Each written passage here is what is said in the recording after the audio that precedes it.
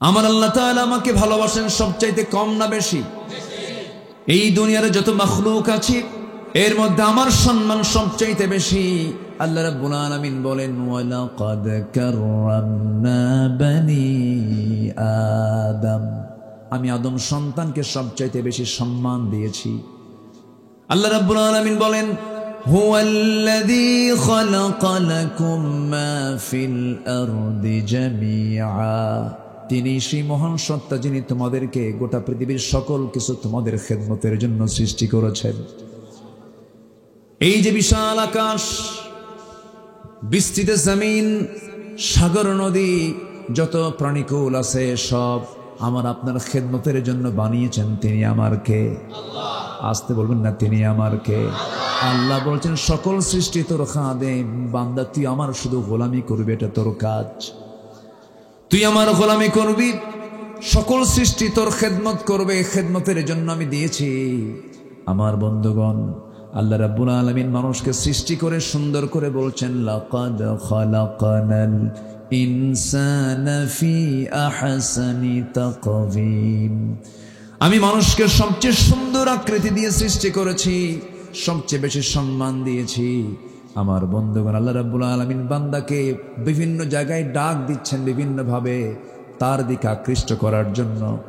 আল্লাহ এক জায়গায় বলছেন, ইয়া আইয়ুহাল ইনসানু মা গাররাকা বিরাব্বিকাল কারীম আল্লাযী খালাকাকা ফাসাওয়াকা ফাআদালাকা ফি আইয়ি সূরাতিন মা শাআ রাক্কাবাক। জোরে বলুন আল্লাহু আকবার। আল্লাহ রাব্বুল আলামিন বলছেন, বান্দারে আমি তোমাকে কত সুন্দর করে সৃষ্টি করেছি, একটু তাকায় দেখো, তোমার নিজের দেহের দিকে তাকাও, তোমার চোখের দিকে তাকাও, তোমার মাথা থেকে পা পর্যন্ত তাকায় দেখো, তোমার কি মনে হয় না সব অবদান একমাত্র কার? একমাত্র অবদান কার? আল্লাহ। সকল সৃষ্টি আমার খেদমতে নিয়োজিত। আল্লাহু আকবার, আল্লাহু আকবার। আমার বন্ধুগণ, ঈমান তো সে আল্লাহর উপরে আনবো যে আল্লাহ শুধু আমার রব নন, গোটা পৃথিবীর সব কিছুর রব। এই জন্য আমরা নামাজ শুরু করতে নিয়ে আমরা রবের পরিচয় দিতে নিয়ে বলি, শুধু রব্বুন নাস তিনি নন, তিনি হচ্ছেন, সবাই বলেন আলহামদুলিল্লাহি রাব্বিল আলামিন। সবাই বলুন আলহামদুলিল্লাহি রাব্বিল আলামিন। সকল জগতের তিনি রব। আল্লাহু আকবার। সকল সৃষ্টির তিনি রব। আমার বন্ধুগণ, আমার রব তো ছোট নন, আমার রব সবার বড়। আল্লাহ রাব্বুল আলামিন তার পরিচয় দিয়ে তিনি এক জায়গায় বলছেন, সাব্বিহিসমা রাব্বিকাল আ'লাল্লাযী খালাকা ফাসাওয়া ওয়াল্লাযী কদ্দারা ফাহাদা ওয়াল্লাযী আখরাজাল মারআ ফাজআলাহু গুসাআন আহওয়া। জোরে বলুন আল্লাহু আকবার।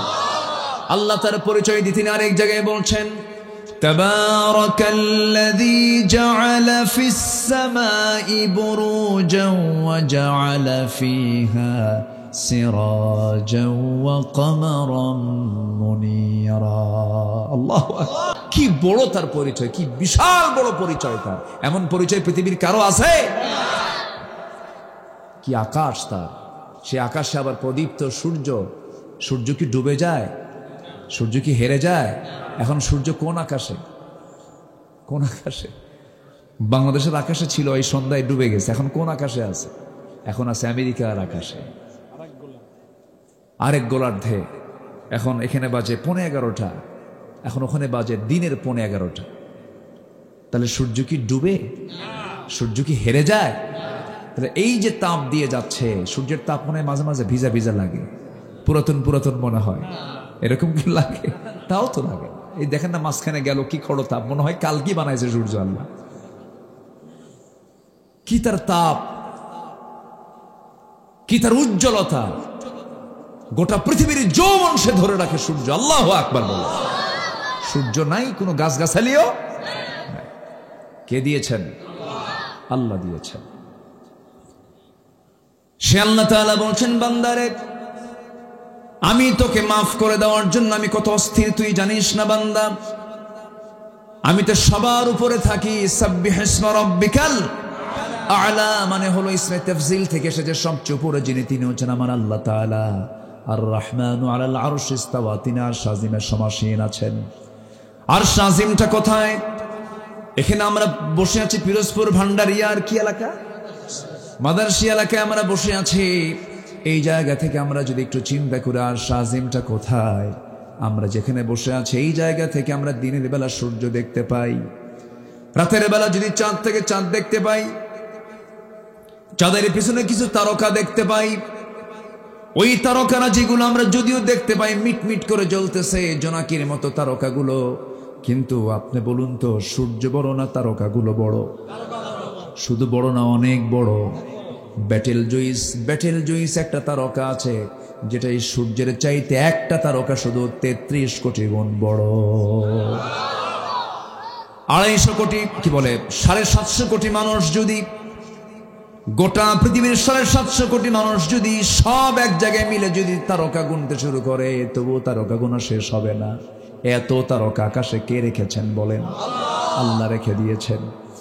এই বিশাল তারকারা যেগুলো আল্লাহ বানিয়ে রেখেছেন, কিছু কিছু তারকার আলো দুনিয়াতে এখনো আসে নাই। এই সূর্য পৃথিবী থেকে 13 লক্ষ গুণ বড়। 13 লক্ষ গুণ বড় সূর্যটা আল্লাহ রাব্বুল আলামিন পৃথিবী আলোকিত করার জন্য সেট করেছেন। কি তার সূক্ষ্ম পরিকল্পনা, কি সুন্দর! সূর্য পরিভ্রমণ করে, সকল সৃষ্টি পরিভ্রমণ করে। অকুল্লুন ফি ফালাকিন ইয়াসবাহুন। আমার আল্লাহ তাআলা বলছেন, বান্দারে এই মহাকাশ মহাশূন্য তুমি দেখতে পাও, মানুষ তো সূর্যের কাছে যেতেই পারে না, কেমন করে যাবে? জ্বলে পড়ে ছারখার হয়ে যাবে। মানুষ চাঁদের দেশে চেষ্টা করে গিয়েছিল, চাঁদ দেখেছে মানুষ, মঙ্গল গ্রহ দেখেছে মানুষ। মানুষ এখন যদি চিন্তা করে, হ্যাঁ চাঁদ দেখলাম, মঙ্গল গ্রহ দেখলাম, এখন একটু দেখতে যাব তারকার দেশ। তারকার দেশ দেখতে গেলে পৃথিবীর সবচেয়ে নিকটবর্তী তারকার দেশ হলো প্রক্সিমা সেন্ট্রাই। প্রক্সিমা সেন্ট্রাই যদি কেউ যেতে চায়, পৃথিবীর কোনো যানবাহন চলবে না, পৃথিবীর কোনো কপ্টার বিমান চলবে না। হয়তো চেষ্টা করতে পারে নভোযান দিয়া। লেটেস্ট নভোযান হলো অ্যাপোলো 11, যার ঘন্টার গতি হলো 39,000 কিলোমিটার। 39,000 কিলোমিটার বেগে যদি রওনা দিয়ে দেয় সে, এই পৃথিবী নামক এই জমিন থেকে পৃথিবীর নিকটবর্তী সবচাইতে যে তারকা প্রক্সিমা সেন্ট্রাই যেতে তার সময় লেগে যাবে ঘন্টা 39,000 কিলোমিটার বেগেও যদি রওনা দিয়ে দেয়, তার সময় লেগে যাবে 1,15,000 বছর মাত্র। যাবেন কারা কারা? হাত তোলেন। বাঁচবেন কতদিন, যাবেন কতদিন? আল্লাহ তাআলা বলছেন, বান্দারে এই তো পৃথিবীর সবচেয়ে নিকটবর্তী তারকার কথা বললাম। আমরা কি আকাশে গেছি এখনো? আকাশ তারক দূর দিগন্ত কল্পনাই করা যায় না। আমার আল্লাহ তাআলা আমার রাসূলকে কি পরিমাণ মুহাব্বত করেছেন। আল্লাহ তাআলা তাকে মেরাজের মধ্য দিয়ে আরশ আজিম পর্যন্ত মেহমান বানিয়েছেন, 7 আকাশ পেরিয়ে। তিনি কত বড় মহাবিজ্ঞানী! যেরকম সুবহানাল্লাহ। আল্লাহ তাআলা বলছেন, বান্দারে আরশ আজিম আমার, আর রহমানু আলাল আরশিস তাওয়া, আমি আরশ আজিমের সমাসীন থাকি। কিন্তু যখন রাত 12টা বেজে যায়, আমি তোকে মাফ করার জন্য আমি 7টা আকাশের 6টা আকাশ পেরিয়ে আমি প্রথম আকাশে এসে আমি তোর সামনে দাঁড়ায়া যাই। বান্দা তুই আমার কাছে ক্ষমা চাবি, আমি তোরে ক্ষমা করে দেব। আল্লাহ আসেন কয় আকাশ পেরিয়ে? 6 আকাশ পেরিয়ে প্রথম আকাশে আসেন। আমরা যেখানে আছি এখান থেকে প্রথম আকাশ, এই প্রথম আকাশের উপরে দ্বিতীয় আকাশ, তৃতীয় আকাশ, চতুর্থ আকাশ, পঞ্চম আকাশ, ষষ্ঠ আকাশ, সপ্তম আকাশ, এরপর আরশ আজিম। সে আরশ আজিম থেকে প্রথম আকাশে এসে বলেন, আলা মিন মুস্তাগফিরিন ফাগফির আলাহ, কোন ক্ষমা প্রার্থী আছো আমার কাছে ক্ষমা চাবে, আমি তার সব গুনাহ মাফ করে দেব। তাহলে আমার প্রতি আল্লাহর মায়া দয়া কম না বেশি? আসতে শুধু কম না, অনেক বেশি? অনেক বেশি, অনেক বেশি। আল্লাহ বলেন, যদি কোনো বান্দা আমার দিকে হেঁটে হেঁটে আসে, আমি তার দিকে দৌড়া যাই। যদি কোনো বান্দা আমার দিকে 1 হাত আগায়, আমি তার দিকে 10 হাত আগাই। বান্দা তুই চোখের পানি ফেলে আমার জন্য কাঁদবি, 7 সমুদ্র দিয়া জাহান্নামের আগুন নিভানো যাবে না, কিন্তু তোর চোখের পানি দিয়া জাহান্নামের আগুন নিভানো যাবে। বান্দা তুই আমার জন্য কাঁদবি, আমার ভয়ে কাঁদবি, আমার সন্তুষ্টির জন্য সেজদা দিয়ে দিবি, আমার জন্য তুই রুকু করবি, আমি তোকে জান্নাতের সংবাদ দিয়ে দিচ্ছি। আমার বন্ধুগণ, 1 নাম্বার ভয় থাকবে না, চিন্তা থাকবে না, সব দুটো বড় বড় অসুখ আমার ভিতর থেকে আল্লাহ মাইনাস করে দিবেন। শর্ত হলো 1 নাম্বার, আমার ঈমান আনবো কার উপরে? কিন্তু ঈমান তো আনলাম আল্লাহর উপরে, কিন্তু ঈমানের গুণ যদি না থাকে তাহলে সেই ঈমান দিয়ে তো জান্নাত পাওয়া যাবে না। ঈমানদারের 1 নাম্বার গুণ হলো আজান শোনার সঙ্গে সঙ্গে ছটফট করবে। তার ভিতরে কি পড়ার জন্য? কোথায় যাওয়ার জন্য? যে ঈমানদারের নামাজ আজান শোনার সঙ্গে সঙ্গে তার নামাজের কোনো চিন্তা না কাজ করে, তার ঈমানের মধ্যে আছে ভেজাল, আছে ভেজাল, আছে কিছু আছে। আবার কয় হুজুর নামাজ না পড়ি ঈমান তো আছে, আছে কি না? আচ্ছা মুরব্বী, কোথায় যাচ্ছেন? বসেন বসেন। কষ্ট হচ্ছে আমার, মনে হয় কি আমি শেষ করে দেব? কারো কোনো আপত্তি নাই তো? বলি আলহামদুলিল্লাহ। আমি খুবই আনন্দিত আপনাদেরকে পেয়ে। নদীর তীরের মানুষের কলিজা নদীর মতো বড় হয়, আলহামদুলিল্লাহ বলেন। এটা একটা মানে প্রাকৃতিক কারণও থাকে কিছু। নদী বড় তো কলিজাও কি হয়? বড় হয়। নদীর তীরের মানুষের বাড়ি বারবার ভাঙ্গে আর এরা হাসে। বাড়ি ভাঙ্গে, আবার সেই ভাঙ্গা বাড়িটা নিয়ে আবার আরেক জায়গায় উঠায়। হৃদয়টা ক্ষত হতে হতে হৃদয়টা পাকা হয়ে যায়, প্রশস্ত হয়ে যায়, অল্প শোকে কাতর হয় না নদীমাতৃক অঞ্চলের মানুষগুলো। আলহামদুলিল্লাহ ভালো। সম্মানিত ভাইয়েরা, তাহলে আমরা কি বেনামাজি ইমানদার হব? ইমানদার মূলত কি বেনামাজি হয় না কি হয়? নামাজি হয়। নামাজকে আমরা একা পড়বো না জামাতে পড়বো? আচ্ছা, ইমানদার কি বেনামাজি নেতার নেতৃত্ব মানতে পারে? ইমানদার কখনো বেনামাজিকে নেতা বানাতে পারবে? আচ্ছা, আপনার মারা যাওয়ার পর যদি কোনো বেনামাজি লোক আপনার জানাজা পড়ে, আপনি কি খুশি হবেন? বলেন। তাহলে মৃত্যুর পরে আপনি যদি নামাজ নাও পড়ে মারা যান, কিন্তু আপনার কামনা হবে কি? অমুক হুজুরটা যেন, অমুক বড় বুজুর্গ যেন আমার জানাজাটা পড়ায়, ঠিক কিনা? তাহলে আপনার জানাজার নেতৃত্ব আপনি চাচ্ছেন একজন ভালো বুজুর্গ নামাজি, এটা চাচ্ছেন। কিন্তু আপনি তো একটাবার চিন্তা করলেন না এই জাগতিক জীবনে, এই জগতে চলতে গিয়ে আমার সেই নেতাই হবে আমার নেতা, যার মধ্যে নামাজ থাকবে, যার দিকে তাকালে আমার রাসূলের চেহারার কথা মনে পড়ে যাবে। আজকে এখানেই তো বড় সমস্যা। আজকে আমার দেশে কোনো কিছুর সংকট নেই। কে বলেছে খাদ্যের সংকট? কে বলেছে সম্পদের সংকট? গোটা পৃথিবীর সবচেয়ে, আমার কাছে মনে হয় 2 শতাধিক রাষ্ট্র নিয়ে এই গোটা পৃথিবী। আমি বিশ্বের বহু দেশ সফর করেছি। বিশ্বের সবচেয়ে শীর্ষ তালিকায় থাকা, ধনীর তালিকায় থাকা দেশগুলো আমি সফর করেছি। গত বছর কাতারে গিয়েছিলাম। একটা গাছ তাজা রাখতে গিয়ে লক্ষ লক্ষ টাকা তাদের খরচ করতে হয়, আর আমার বাড়ির আগে পিছে এরকম গাছ ভরি ভরি থাকে। আমার দেশের মাটি সোনার চেয়েও খাঁটি, সবই ছিল, সবই আছে, কোনো সংকট নেই। সবচেয়ে বড় সংকট হলো নেতৃত্বের সংকট, সৎ চরিত্রবান নেতার সংকট, ঠিক কিনা? আমার দেশে নেতা বেশি না চোর বেশি?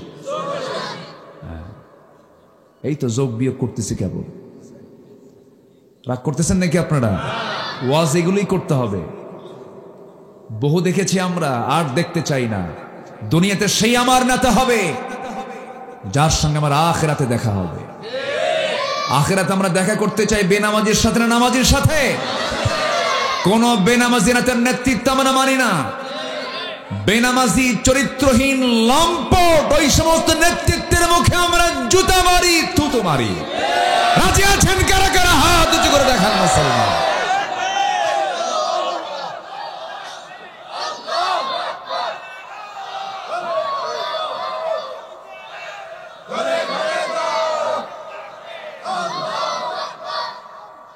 আল্লাহ তুমি সবার হাতকে কবুল করো, জোরে বলি আমিন, আরো জোরে আমিন। হাত নামান। সবাইকে আমরা নামাজ পড়তে রাজি আছি তো? কয় ওয়াক্ত নামাজ?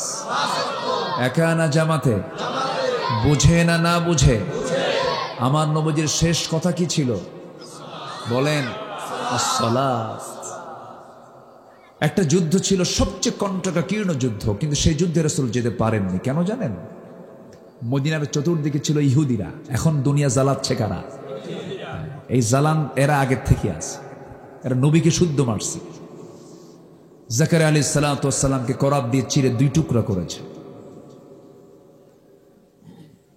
অসংখ্য পয়গম্বরকে তারা হত্যা করেছে, শহীদ করে দিয়েছে। নবীকে যারা মারে, আমার নবীর খাবারের মধ্যে বিষ ঢুকিয়েছে ইহুদির বাচ্চারা। এখনো জ্বালাচ্ছে কারা বলেন তো? ওদের সংখ্যা তো কিছুই না। 180 কোটি মুসলমানের এগেইনস্টে তারা মাত্র 1.25 কোটি ইহুদি। সিপে ধরলি তো শেষ। কিন্তু ওদের জ্বালা কি দেখছে? গোটা পৃথিবী জ্বালায় এরা। এডলফ হিটলার মেরেই ফিরছিল সবগুলো।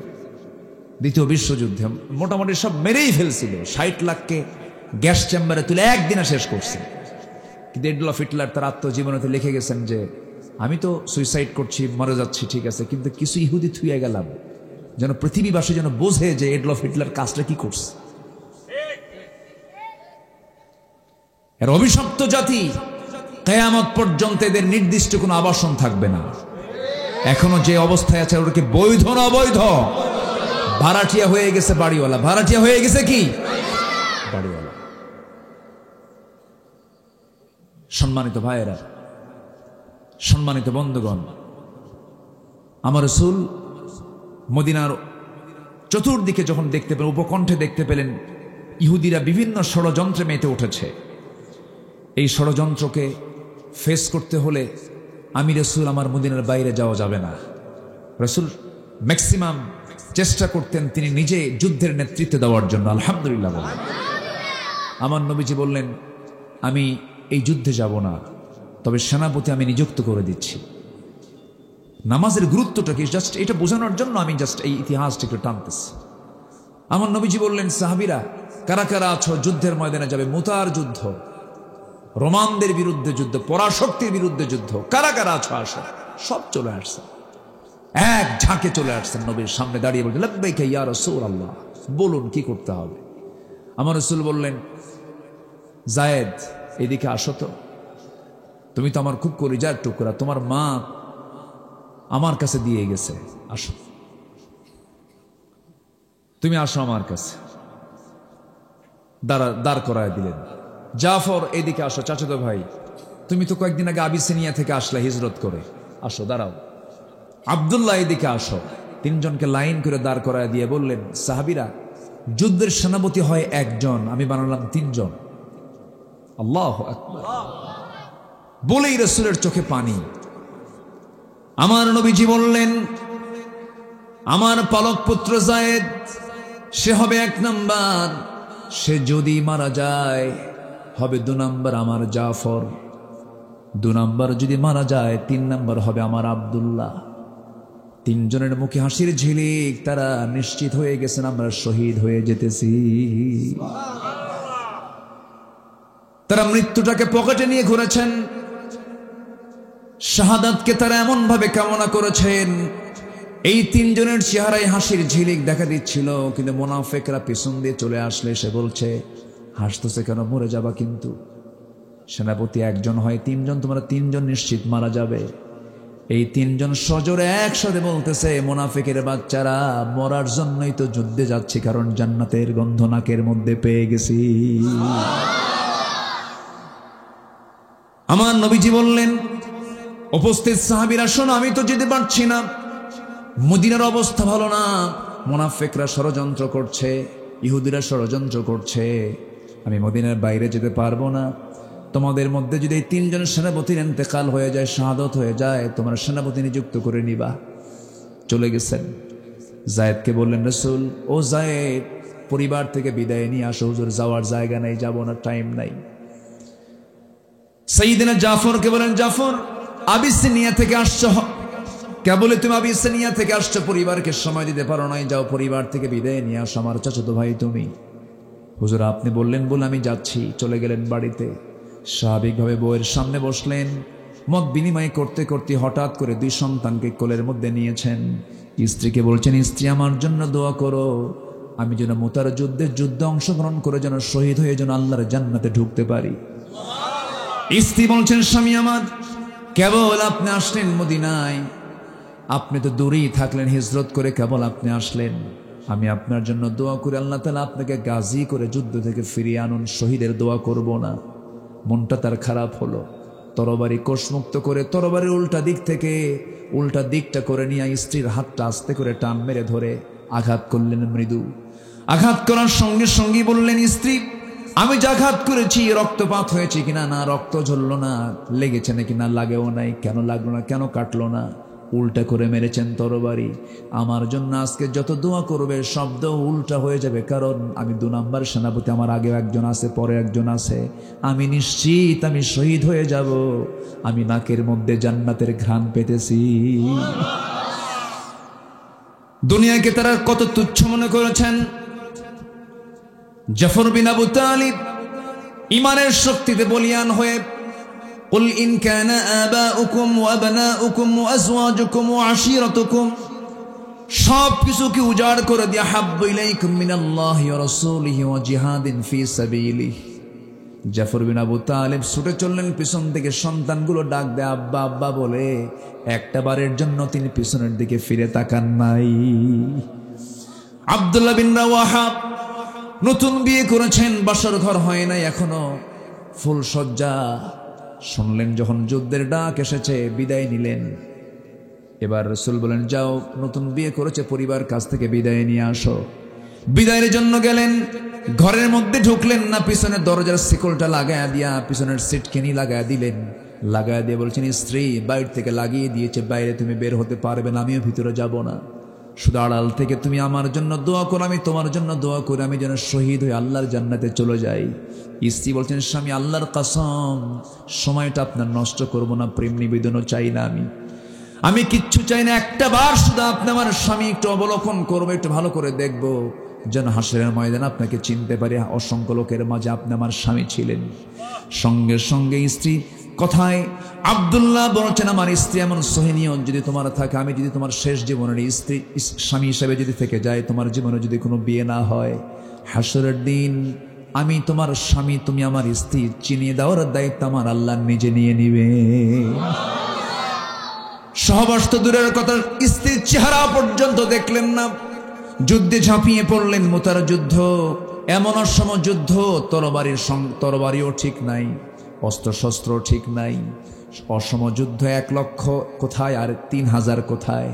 সেই যুদ্ধে অংশগ্রহণ করে 3 জন সেনাপতি দুনিয়া থেকে বিদায় নিলেন। চতুর্থ সেনাপতির দায়িত্ব নিলেন হচ্ছেন খালিদ বিন ওয়ালিদ রাদিয়াল্লাহু তাআলা আনহু। খালিদ বিন ওয়ালিদ রাদিয়াল্লাহু তাআলা আনহু এমন একজন সেনাপতি ছিলেন, এমন একজন মুজাহিদ ছিলেন, 250 যুদ্ধ করেছেন তিনি জীবনে। প্রত্যেকটা যুদ্ধে খালিদ বিন ওয়ালিদ বিজয়ের পতাকা ছিনিয়ে এনেছেন। কোনদিন তার শত্রু কর্তৃক দেহ থেকে 1 ফোঁটা রক্ত বের হয় নাই। মরতে চাইলেই কিন্তু মরা যায় না, শহীদ হতে চাইলেই কিন্তু শহীদ হওয়া যায় না। এটার জন্য কিসমত লাগে, কি লাগে? কিসমত লাগে। 250 যুদ্ধ করলেন, খালিদ বিন ওয়ালিদ মারা যাচ্ছেন বিছানায়। খলিফা ওমর ফারুকের সামনে তিনি কেঁদে কেঁদে বলছেন, খলিফাতুল মুসলিমিন, বড় অসহায় আমি, বড় হতভাগ্য আমি আজকে শহীদ হয়ে মরতে পারলাম না। এত যুদ্ধে গেলাম, আমার সব ভাইগুলো বদরে চলে গেছে, উহুদে চলে গেছে, খন্দকে সব শাহাদাত বরণ করেছে। আহারে, কিন্তু আমি খালিদ বিন ওয়ালিদ এত যুদ্ধ করলাম, আমি শহীদ হতে পারলাম না। সঙ্গে সঙ্গে ওমর ফারুক বলেন, ও খালিদ বিন ওয়ালিদ, চিন্তা করো না, তোমার মরণ যদি বিছানায় হয়, আল্লাহ তোমাকে শহীদের দরজা দিয়ে দিবে। খালিদ বিন ওয়ালিদ তিনি একা মুতার যুদ্ধে 8টা তরবারি ভাঙলেন। খালিদ সাইফুল্লাহ রাদিয়াল্লাহু তাআলা আনহু, যাকে আল্লাহর তরবারি বলা হয়, সেই খালিদ বিন ওয়ালিদ বিজয়ী বেশে মুতার প্রান্তর থেকে মদিনার প্রান্তরে চলে আসলেন। নবীর সামনে দাঁড়ালেন বিজয়ী বেশে। 3 জন সেনাপতির শাহাদাত বরণ করেছেন। আমার নবীজি যখন দেখলেন তারা সব চলে আসছে, আমার নবীজি তাদের সামনে দাঁড়িয়ে বলেন, শোনো, যুদ্ধের জয় পরাজয় কি হয়েছে আমি পরে শুনবো, কার কি হয়েছে আমি পরে শুনবো, তবে তোমাদের কাছে আমার প্রথম একটা কথা, সেটা হলো নামাজ ঠিক মতো আদায় হয়েছে কিনা। জোরে কারণ সুবহানাল্লাহ। ইন্নাল্লাযীনা আমানু, এক নম্বর হলো যারা ঈমান আনবি। নামাজ ঈমান না বেনামাজি ঈমান? সবাই নামাজ পড়তে রাজি আছি তো? সময় নেওয়ার সময় সময়। বুকটা ফেটে যায় আমার। দেশ স্বাধীন হলো ৭১, আজকে ২০২৪ সাল, ৫৩ বছর চলে গেল। কত নেতা আসলো, কত নেতা গেল, কিন্তু আজ পর্যন্ত কত আইন পাশ হলো, কত সংসদ অধিবেশন হলো, কেউ নামাজের আইন টানলো না, নামাজের বিল টানলো না। অথচ যে নেতা আপনাকে জাহান্নাম থেকে বাঁচানোর চিন্তা করবে না, সেই নেতা আমার জন্য কিয়ামতের দিন নিরাপদ না বিপদ? নিরাপদ না বিপদ? বিপদ হয়ে যাবে। কারণ সেদিন ইয়াউমা নাদউ কুল্লা উনাসিম বিইমামিহিম, সেদিন প্রত্যেক ব্যক্তিকে তার নেতা সহ ডাকা হবে। বড় বিপদ হয়ে যাবে। নেতা যদি ইমাম না হয়, নেতা যদি নামাজি না হয়, বড় বিপদ হয়ে যাবে। এই জন্য আমার বন্ধুগণ, বুকটা ফেটে যায়। আজকে আমার দেশের মাত্র 5% মানুষ নামাজ পড়ে। যদি আজকে নামাজের বিল যদি পাশ হয়ে যেত, নামাজি কম হতো না বেশি হতো? নামাজি কম হতো না বেশি হতো? অসুখ হলে কোথায় যাই? ডাক্তারের কাছে যাই না? যাই, চিকিৎসা নিলে তো সুস্থ হই, আলহামদুলিল্লাহ, আল্লাহর রহমতে সুস্থ হয়ে যাই। আমার বন্ধুগণ, যদি আজকেই ব্যবস্থা যদি থাকতো, ব্যবস্থাপনা যদি থাকতো, ইমানটাকে ঠিক রাখার জন্য এই আইনটা যদি থাকতো, আল্লাহ বলে দিচ্ছেন, শোনো, দুনিয়ার জিন্দেগিতে আমি যাদেরকে আইন ক্ষমতা দেব, রাষ্ট্র ক্ষমতা দেব, তাদের জন্য 4টা কাজ তারা রাষ্ট্রীয় পর্যায়ে বাস্তবায়ন করবে। এর মধ্যে 1 নম্বর কাজ কি? কায়েম করা। বলেন কি কাজ? কি কায়েম করা? নামাজ, সালাতকে কায়েম করা। আকামুস সালাহ আল্লাযীনা ইম্মাক্কান্নাহুম ফিল আরদি আকামুস সালাহ ওয়া আতাউজ যাকাত। এখানে আসছে, সব কথা এখানে আসছে। আমি খুব আনন্দিত আপনাদেরকে পেয়ে। এত রাত আপনারা বসে আছেন, আলহামদুলিল্লাহ। আমার বন্ধুগণ, তাহলে সবার কাছে আমার 1 নাম্বার যে দাবিটা, সেই যে চাওয়াটা আমার সবার কাছে, সেটা হলো আজকের মাহফিল থেকে আমরা সিদ্ধান্ত নেব, আমরা নামাজি ইমানদার হব না বেনামাজি ইমানদার হব। পরিবারকে কি বানাবো? বলেন। অনেক বাপ আছে সন্তানকে ফজরে ডাকে না, আছে না? কিন্তু স্কুলে না গেলে খবর আছে। অনেক মা আছে সন্তানকে ফজরে ডাকে না। যার দিনটা নামাজ দিয়ে শুরু হবে না, যার পরিবার নামাজ দিয়ে শুরু হবে না, ফজর নামাজ দিয়ে শুরু হবে না, সেই পরিবার কখনো বরকতময় হতে পারে না। যে বাবা তার সন্তানকে ফজরে ডাক দেয় না, সেটা ব্যর্থ পিতা, অযোগ্য পিতা। এটা প্রত্যেক ফ্যামিলি যদি আজকে সচেতন হতো নামাজের ব্যাপারে। নামাজ আগে। বউ নামাজ পড়বে না, কেন পড়বে না? স্ত্রী আমার, তুমি আমার অর্ধাঙ্গী, তোমার অস্তিত্ব আমার মাঝে, আমার অস্তিত্ব তোমার মাঝে, একসঙ্গে দুনিয়াতে থাকি, একসঙ্গে জান্নাতেও থাকবো। নামাজ পড়, কি ঠিক কিনা? ওয়াজ তো আমরা করি না। আল্লাহ রাসূল ওয়াজ করেছেন আগে বাইরে না ভিতরে? কু আনফুসাকুম ওয়া আহলিকুম নারা। সবাইকে বাড়িতে বলবো না ইনশাআল্লাহ? যে বউ নামাজ পড়ে না, তার রান্না খেতেও তো চিন্তা করতে হবে, ঠিক কিনা? বলতে হবে, তুমি রান্না করবা আমার, আমি নামাজ পড়ি, তুমি নামাজ পড়বা না, এটা তো হতে পারে না। বলতে হবে। বউ কথা শুনবে না কেন? অবশ্যই শুনবে। আমাদের সমস্যা আছে এখানে। এরকম লোক থাকতে পারেন জীবনে বউকে কোনোদিন সালামি দেয় না, আছে কিনা? থাকতে মানে সে জানি না যে বউকে সালাম দেওয়া যায়। হুজুর, আমার মান সম্মান আছে না, বউকে আমি সালাম দেবো না? হ্যাঁ, আমার তো মর্যাদা আছে। আচ্ছা, সালামের সম্পর্ক কি এরকম মর্যাদার সাথে? বউকে সালাম দেওয়াটাও সুন্নাহ। আলহামদুলিল্লাহ বলবেন না? আম্মা জান আয়েশা বলেন, আমি রাসূলকে সহজে আগে সালাম দিতে পারতাম না। কখন সালাম দিতেন আমি আয়েশা টেরই পেতাম। আল্লাহু আকবার বলেন। তাহলে আজকে যাদের অভ্যাস নাই, আজকে থেকে এই অভ্যাস করব। সবাইকে সালাম দিতে রাজি আছেন তো? হয়তো বুড়ো চাচা হয়তো আজকে গিয়ে সালামের এই প্র্যাকটিস করলে বুড়ি বলবে, ভাক্কা শুরু করছো না? সারা জীবন সালাম দাও না, আজকে ভাক্কা শুরু করছো। কিন্তু না, এরপর আপনি এই নিয়মিত অভ্যাসটা করবেন, দেখবেন বাড়িতে রহমত নাজির হয়ে গেছে। এর চেয়ে বড় দোয়া নাই। এই দোয়ার বাইরের জন্য দিবেন কেন? আগে দোয়া কিসের জন্য দরকার? ঘরের জন্য দরকার। সালামটা আগে কোথায় দরকার? ঘরে দরকার। হুজুরকে দেখলে সালাম দিবেন, তো সালাম কি হুজুরই দরকার? রহমত কি পরিবার দরকার আছে না নাই? বউ কেন ঠিক হবে না? অবশ্যই বউ ঠিক হয়ে যাবে। স্বামী কেন ঠিক হবেন না? অবশ্যই স্বামী ঠিক হয়ে যাবেন, কিন্তু সেখানে আপনার মধ্যে সেই কালচার নিয়ে আসতে হবে। আজান হয়ে গেছে মসজিদে, সময় চলে গেছে, আপনার স্বামী স্ত্রীকে ডাক দিয়ে বলবেন, স্ত্রী আমার পিছনে দাঁড়াও, আমার মেয়েরা তোমার আম্মার সঙ্গে দাঁড়াও, আমার ছেলে তুই আমার ডান পাশে দাঁড়া, আমার মেজো ছেলে তুই আমার বাম পাশে দাঁড়া। মসজিদে নামাজ হয়ে গেছি, বাড়িটাকে মসজিদ বানায় নেবেন, সেজদার জায়গা বানায় নেবেন, সুন্দর করে নামাজের পরিবেশ তৈরি করবেন। আল্লাহর কসম করে বলি, যে বাড়িটা ফজর দিয়ে শুরু হবে, বুরিকালি উম্মতি ফি বুকুরিহা, আমার উম্মতের বরকতময় সময় হলো ফজর, সকালবেলা। এই সকালবেলার বরকত যে বান্দা পায়, 24 ঘন্টা বরকত তার উপরে বরাদ্দ হয়ে যায়। নামাজটা আমরা কেউ ছেড়ে দেব না। পরিবার এটার উপরে প্রচন্ড চাপ রাখতে হবে, কারণ শয়তান তো ওয়াসওয়াসা দেওয়ার জন্য আছে। শয়তান প্রত্যেক রাতে ফজরের একটু আগে চলে আসে ওয়াজ করার জন্য, বান্দার কাছে ওয়াজও করে, আলাইকা লাইলুন তাবিল, আলাইকা লাইলুন তাবিল, তোমার রাত খুব লম্বা, তোমার রাত খুব লম্বা, ঘুমাও। এটা কার ওয়াজ? আলাইকা লাইলুন তাবিল হাদিস আসছে। আমার নবী যেই হাদিসটা বর্ণনা করেন, এরপরে রাসূল নিজে আবার তার ফয়সালাও দিচ্ছেন, ও সাহাবীরা, শয়তানের এই ওয়াজটাকে তোমরা যদি মিটাতে চাও, শয়তান কিন্তু শুধু ওয়াজই করে না, সেখানে তোমার পাশে বসে শিওরে বসে সে 3টা গিট মেরে দেয়। 3টা কি মেরে দেয়? গিট মেরে দেয়। এলাকায় কি কয় এটাকে? গিট বলে তো, ভাষা তো ঠিক আছে, হ্যাঁ গিট, তাহলে তো ভাষা ঠিক আছে তো, মাশাআল্লাহ, আলহামদুলিল্লাহ। বুঝছেন তো? আচ্ছা, আলহামদুলিল্লাহ। বাংলাদেশের কোথাও কোথাও গিট্টু বলে, হ্যাঁ গিট্টু বলে, গিরা বলে,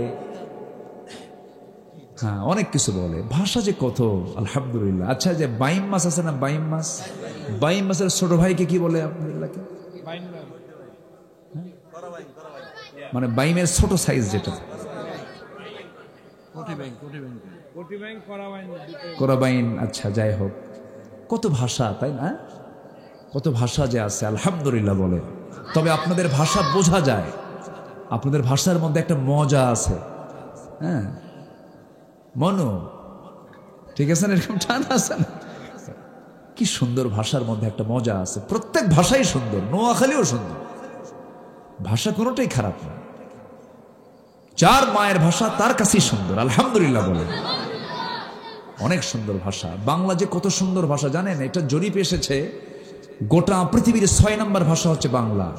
আর মজার দিক থেকে মনের ভাষা, তৃপ্তি মতো বোঝা যায় যে ভাষায়, সেটা হচ্ছে বাংলা ভাষা, আলহামদুলিল্লাহ বলে। জরিপে আসছে এটা। এবং সাহিত্য সমৃদ্ধ একটা ভাষা হচ্ছে বাংলা।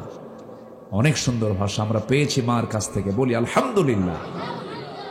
কিন্তু এই মানে রাজশাহীর অঞ্চলের দিকে যে তালিবুস্য হেরে গেছে, সালাম দিতে পারে না, আসসালামু আলাইকুম, আগে সালাইয়ের পরে দুলা গেছে।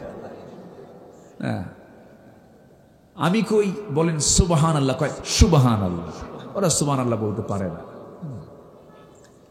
সোনার বাংলাদেশ বলতে পারে না, কয় সোনার বাংলাদেশ, হয় না, ওরা পারে না, ওদের মাখরাজ এটা আসে না। হ্যাঁ, ওই যে মালদা, তারপরে মুর্শিদাবাদ, ওই অঞ্চলের কিছু একটা হ্যাঁ লেগেছে। তারপরে রংপুরে মানুষ র বলতে পারে না, বাড়ি কোথায়? অংপুর, র হয় না, রঙে অ নাই, র নাই, র চলে গেছে। সিরাজগঞ্জ পারে না, বাড়ি কোথায়? হিরাজগঞ্জ, হয় না। নোয়াখালী প পারে না, পানিকে কি কয়? হানি, মানে প শব্দই নাই, প মাহজুফ, প কি হয়ে গেছে? মাহজুফ নাই। চিটাগাং তো কথাই নাই, ওদের ভাষা মালাকুল মউত বুঝবে না। মানে এটা আমি মানে রূপক অর্থে বলছি, আবার এটা মানে এটা রূপকে বলছি, অরিজিন বলছি। সিলেটও খুব জটিল, ওরা কঠিন ভাষায় কথা বলে। কিতামাত মাতলা রে বা, কিতামাত মাতো, এরকম জটিল ভাষা। একই দেশ কিন্তু বাংলার যে সৌন্দর্য পৃথিবীর কোনো ভাষায় পাবেন না, বলি আলহামদুলিল্লাহ। তবে বরিশাল এটা আলাদা সৌন্দর্যে ঘেরা আছে বাংলার সাথে, বোঝা যায় আপনাদের ভাষাগুলো আলহামদুলিল্লাহ বলে। তাহলে কি কয় গিট না, এই দেন গিট থেকে কোথায় গেছে আমি, কয় গিট মারে শয়তান, কয় গিট মারে। এই 3টা গিট যখন মেরে দেয়, এই 3 গিট যদি কোনো বান্দা ছুটাতে চাও, রাসূল আমল শেখায় দিলেন। নাম্বার 1 হলো আজান শোনার সঙ্গে সঙ্গে তুমি বিছানা থেকে তোমার পিঠটা সরাইয়া নিবা, 1 গিট ছুটে গেল। নাম্বার 2 হলো যখন আজান শুনলে তুমি বিছানা থেকে পিঠটা সরাইয়া নিয়েছো, নামাজে দাঁড়াবে তুমি ওযুটা বানায় নিবা সুন্দর করে। ওযু সম্পূর্ণ হওয়ার সঙ্গে সঙ্গে শয়তানের 2টা গিট ছুটে গেল। যখন তুমি নামাজের উদ্দেশ্যে মসজিদের দিকে রওনা দেবে, তোমার বাড়ির যত দূরে বরকত তত কম না বেশি? অনেকে বলে জানেন আমার কত বড় ভাগ্য, মসজিদের সামনেই আমার বাড়ি, কয় এরকম বলে না? কিন্তু হাদিসের দৃষ্টিকোণ থেকে মসজিদের সামনের বাড়ির বরকত বেশি না দূরের বাড়ির বরকত বেশি? মসজিদের দিকে যখন বান্দা হেঁটে হেঁটে রওনা দিয়ে দেয়, রওনা দিয়ে মসজিদে পৌঁছে গেল, ইমামের পিছনে যখন নামাজে দাঁড়ান শুরু হয়ে গেল, আল্লাহু আকবার বলার সঙ্গে সঙ্গেই শয়তানের 3টা গিট ছুটে গেল। 24 ঘন্টা শয়তান ওই বান্দার কাছে এসে সহজে ওয়াসওয়াসা দিতে পারে না। তাহলে সব ষড়যন্ত্র ধ্বংস হয় কোন সময়? কোন সময়? ফজর। আমার বন্ধুগণ, 4টা কাজ করব আমরা, 2টা রোগ আমার জীবন থেকে মুছে যাবে, দুনিয়া তো মুছে যাবে, আখিরাতও মুছে যাবে। ভয় থাকবে না, চিন্তা থাকবে না। চিন্তা রোগের ওষুধ আছে না, দুনিয়াতে ওষুধ দেয় না ডাক্তাররা? ঘুম হয় না, চিন্তা, খালি চিন্তা। আল্লাহ রাব্বুল আলামিন বলছেন এই 2টা মহারোগ থেকে আমি তোমাকে নিশ্চয়তা দিয়ে দেব, নিরাপত্তা দিয়ে দেব। নাম্বার 1 হলো ফ্রেশ ঈমান তুমি আনবে, ঈমানের গুণগুলো তুমি অর্জন করবে। ঈমানদার মিথ্যা কথা বলবে না, সত্য কথা বলবে। বলেন ঈমানদার কি কথা বলবে? সত্য কথা বলবে। আমানতের খেয়ানত করবে না, ওয়াদা ভঙ্গ করবে না। সূরা মুমিনুনের প্রথম 4-5 লাইন 7টা হুকুম আল্লাহ তাআলা এখানে দিয়ে দিয়েছেন। ঈমানদার কারা হবে? কোথাও যদি ধোঁয়া ওড়ে, ভাববো এর তলে কি আছে? কি আছে? আগুন আছে।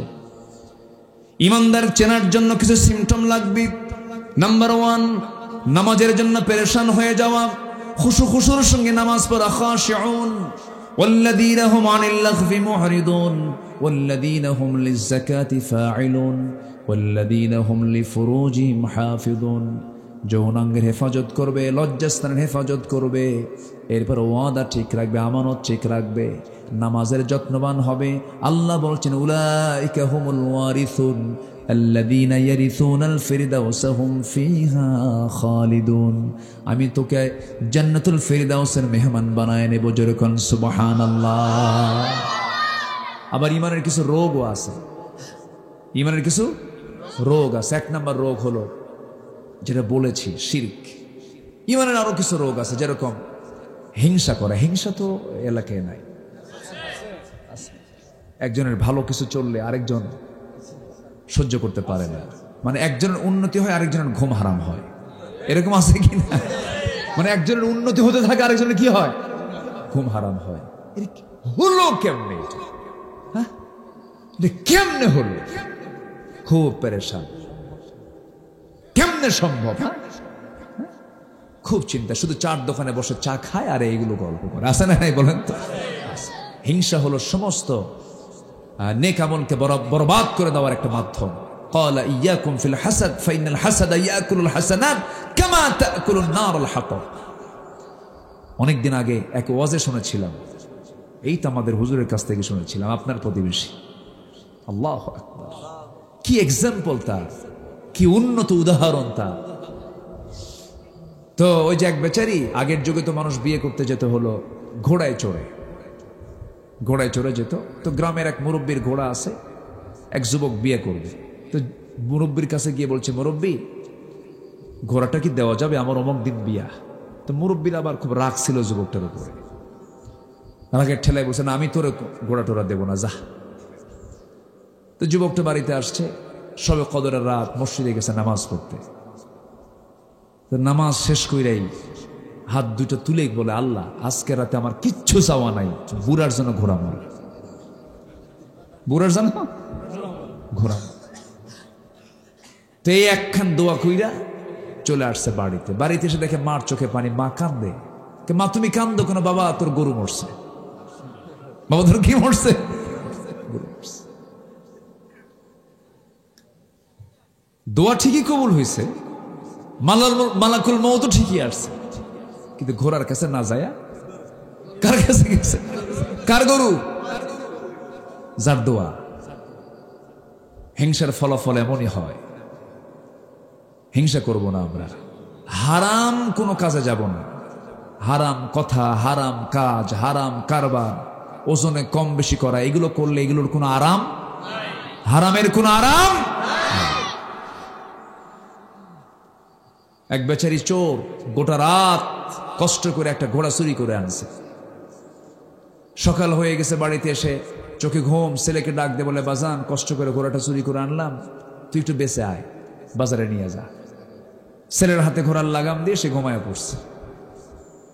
সন্ধ্যার দিকে ছেলে বাড়িতে, তো এইদিকে ছেলে চলে গেছে বাড়ি, বাজারে ঘোড়া নিয়ে বিক্রি করতে গেছে। এক ক্রেতা এসে বলতেছে, ভাই এটার দাম কত? কত? ঠিক আছে একটু চেক করি, ঘোড়াটা নেবো, দেখি তার চার পা ঠিক আছে কিনা, কাছে দেখো। তো চেক করার জন্য লাগামটা ধরে ঘোড়ার উপরে সোর্স, ঘোড়া নিয়ে ওই যে গেছে। আর আসেন, সন্ধ্যা হয়ে গেছে। তো সন্ধ্যা যখন হয়ে গেছে, তো আর ভাবতেছে আর তো ঘোড়া আসবে না মনে হয়, চলে আসছে বাড়িতে। কি বাজান ঘোড়ার দাম কত? কেমন দিয়ে বেচলে? কাব্বা যে দামে কেনা সেই দামেই বেচা। যে দামে কেনা সেই দামেই বেচা। টাকা যতই পাচার করেন শান্তি পাবেন না। আসতে কোন কেন? ঠিক কিনা? সব বাজেয়াপ্ত হয়ে যাবে, আরাম পাবেন না, সংসার ভেঙে যাবে, বউ থাকবে না, অশান্তি হবে, হারামের কোন আরাম। বোনের সম্পত্তি মেরে খাওয়া ভাই তো এলাকায় নাই। বলবো কথাগুলো বলবো। আমি তো আসল আয়াতে যাই নাই। এমন একটা আকাম আছে, আল্লাহ বলছে এখানে, এমন একটা অপকর্ম আছে তোর, এই অপকর্ম যদি তুই করিস, তুই ভাববি তুই আল্লাহ এবং রাসূলের বিরুদ্ধে যুদ্ধে নামছিস। যেরকম নাউযুবিল্লাহ আয়াত একটা আছে না এখানে? আমি তো বলি নাই ওগুলো, মুরব্বি জান কো। আচ্ছা আচ্ছা ঠিক আছে, বসেন, অনেক রাত হয়ে গেছে, আর একটু সময়। আপনারা খুবই আমাকে হেল্প করলেন, সহযোগিতা করলেন, থেকে মাহফিলকে সফল করলেন। বলি আলহামদুলিল্লাহ, জোরে বলি আলহামদুলিল্লাহ। আমার বন্ধুগণ, কোন হারামের কাছে যাওয়া যাবে না। ইমানদার কখনো হারাম কাজ করবে না, ঠকাবে না কাউকে। ওজনে কম বেশি দিলে পরে কি হবে, এমন সূরা আছে না নাই? বলেন ওয়াইলুল লিল মুতাফফিফিন। আল্লাহ তাআলা সেই সমস্ত ব্যক্তিদের ধ্বংস কামনা করেছেন যারা ওজনে কম দেয়, নেওয়ার সময় বেশি নেয়, বেশি নেয়, কম দেয়। এই সমস্ত লোকের জন্য আল্লাহ রাব্বুল আলামিন ধ্বংস কামনা করেছেন। এই জন্য আমাদের লেনদেনও ঠিক রাখা দরকার।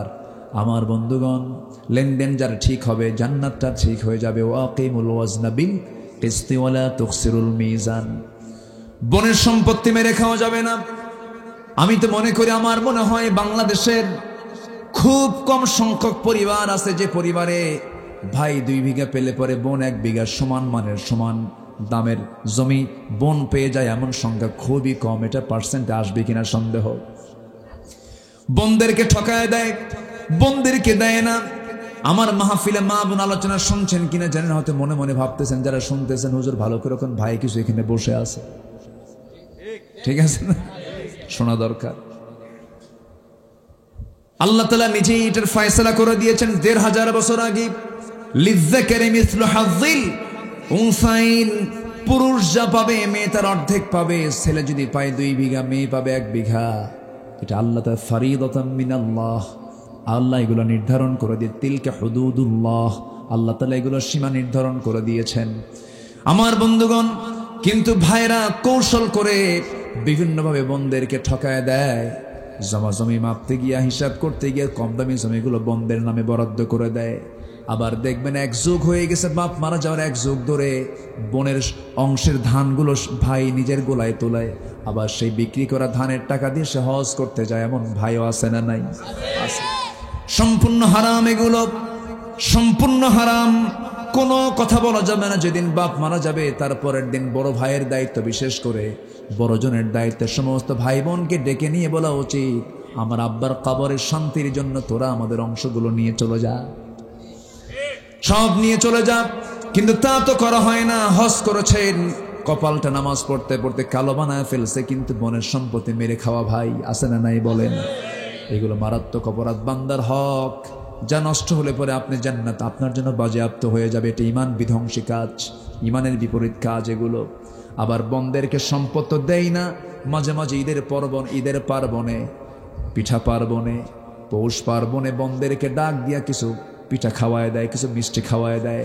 আবার পাশে বসায়া বোনকে আস্তে আস্তে করে কানের মধ্যে কান ঢুকায়া বলে, বোন রাগ করিস না, একটা কথা বলে কি, অংশ নিলে কিন্তু ধ্বংস হয়। দেখছেন কি ওয়াজটা দিল, মানে এটা শয়তান থেকে ওহী নাজিল হয়েছে, এটা বলেন না, এরকম আছে না?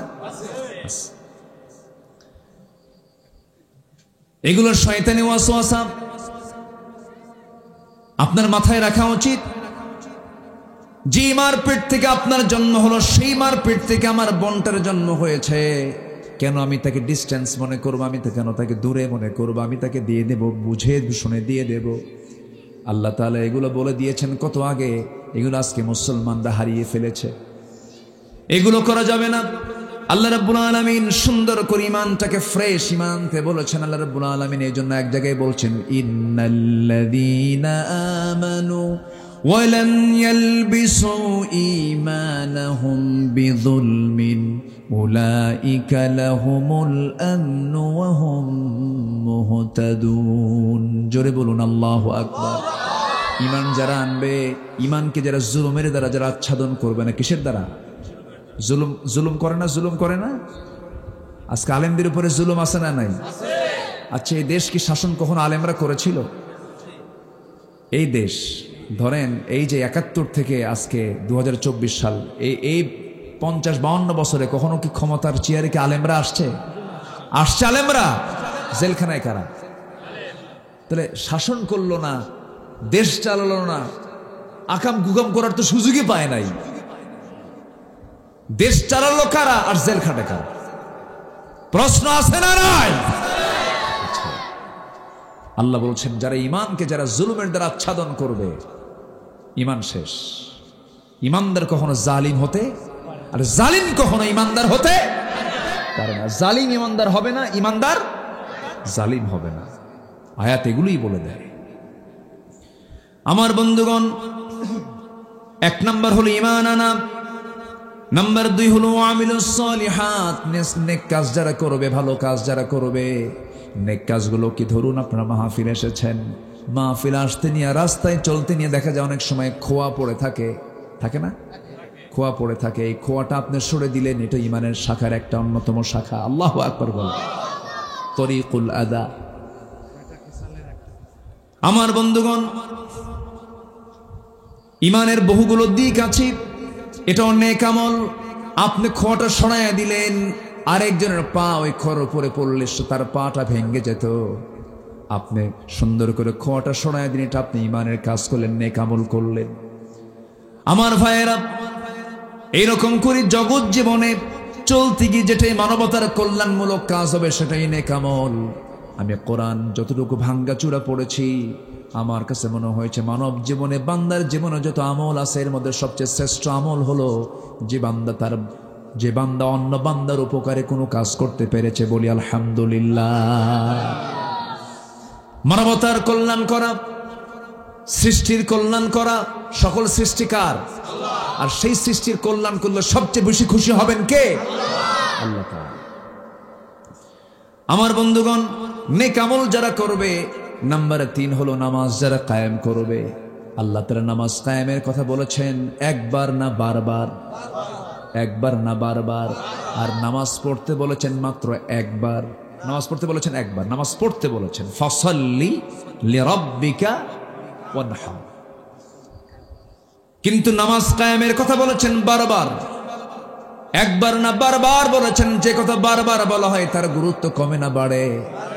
সেই কথার গুরুত্বটা বেড়ে যায়। কারণ নামাজ কায়েমের পরিবেশ যদি সমাজে চালু হয়ে যায়, সেই সমাজে সুদ থাকবে না, সেই সমাজে জেনা থাকবে না, সেই সমাজে ঘুষের কোনো কারবার থাকবে না, সেই সমাজে ঘুষ দিয়ে অফিস চলবে না, সততা দিয়ে অফিস চলবে, লেনদেন এলোমেলো হবে না, চুরি থাকবে না, রাহাজানি থাকবে না।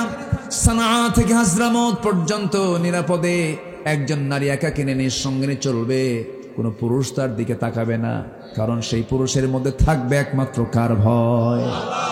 রাসূল এগুলো বলে দিয়েছেন কত আগে।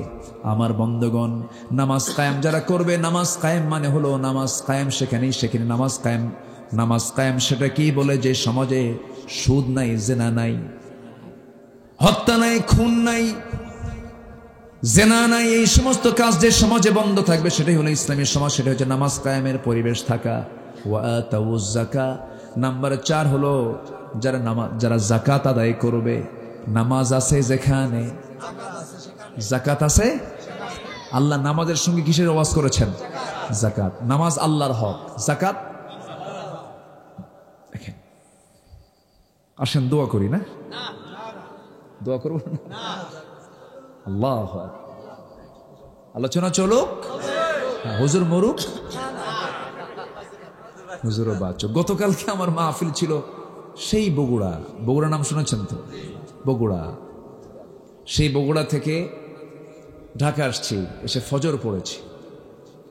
এরপর আমাদের ঘুম তো যে সময় পড়া জায়েজ নাই, আমরা মাহফিলের কারণে বাধ্য হই, কি করব।